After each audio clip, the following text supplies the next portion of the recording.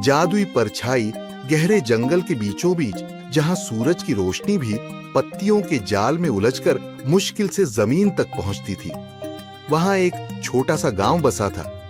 इस गांव का नाम था सूरजपुर, लेकिन यहाँ के लोग अंधेरे से डरते थे, क्योंकि जैसे ही सूरज डूबता, अंधेरे से एक अजीब सी परछाई निकलती और जो भी उसके संपर्क में आता गायब हो जाता। गायब होता हुआ गांव-गांव के बुजुर्ग कहते थे कि यह काली परछाई सिर्फ ही उन लोगों को निगलती है जिनके मन में लालच या बुरी नीयत होती है। धीरे-धीरे गांव के कई लोग गायब हो गए। कोई नहीं जानता था कि वे कहां गए। लोग डर के मारे शाम होने से पहले ही अपने घरों में बंद हो जाते। लेकिन गांव में एक निडर लड़का था, अर्जुन।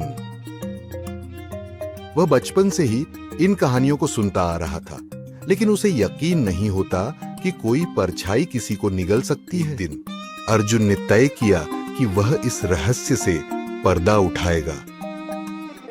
उसकी दादी ने उसे रोका। बेटा मत जा, जो गया वो लौट कर नहीं आया। लेकिन अर्जुन की आंखों में जिज्ञासा थी। वह बोला, अगर डरते रहे तो सच कभी सामने नहीं आएगा। अर्जुन रात के अंधेरे में अपनी मशाल लेकर जंगल की ओर बढ़ा। चारों ओर सन्नाटा था, सिर्फ जंगली झींगुरों की आवाज आ रही थी। अचानक एक ठंडी हवा चली और अर्जुन के सामने वो परछाई आ गई। परछाई का रहस्य, परछाई धीरे धीरे अर्जुन की ओर बढ़ने लगी, लेकिन अर्जुन पीछे नहीं हटा।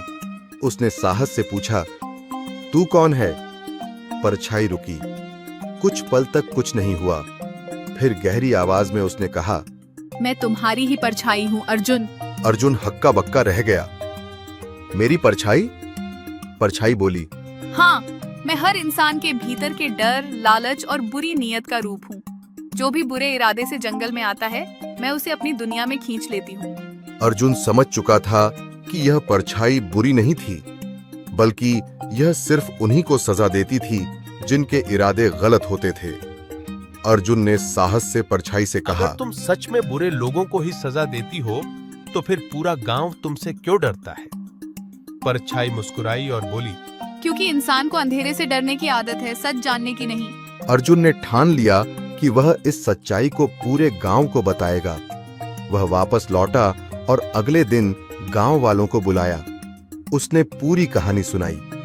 गांव वाले चौंक गए, लेकिन अब वे समझ चुके थे कि डरना नहीं, बल्कि अपने अंदर झांककर अपनी बुराइयों को सुधारना जरूरी है। अंत में उस दिन के बाद सूरजपुर के लोग अंधेरे से डरना छोड़ चुके थे।